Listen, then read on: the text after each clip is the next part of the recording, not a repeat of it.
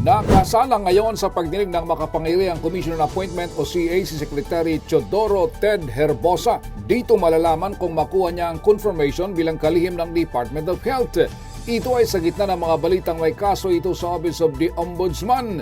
Ngunit ayon kay Attorney Myra Villarica, ang sekretary ng CA, walang nagrehistro ng opposition sa committee laban sa confirmation ni Herbosa. Maaga siyang dumating sa Senado kasamang iba pang matataas na opisyal ng DOH. Sa kanyang opening statement, sinabi ni Herbosa na kanya nang inilatag ang 8 priority programs na magiging batayan ng kanyang pamumuno sa Department of Health. Una nito naglabas ng pahayag ang Alliance of Health Workers at kanilang hiniling na ibasura ng CA ang appointment ni Herbosa. Dahil ilang buwan na ito sa pwesto ngunit wala pang nangyayari sa Department of Health.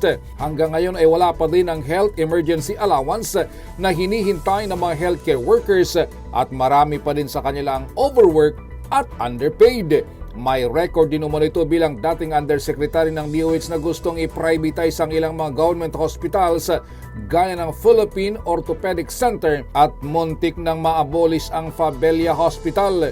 Hindi rin umano nararamdaman ng mga healthcare workers na kanyang ipinaglalaban ng malaking natapya sa budget ng DOH para sa 2024 na 13.9 billion pesos. Ang 69 na DOH hospitals ay binawasan ng 10 bilyong piso, 1.7 billion sa mga specialty hospitals at 2 bilyong piso naman ang binawas sa budget ng Philippine General Hospital o PGH, 8 milyon sa Philippine National AIDS Council at 148 million sa National Nutrition Council.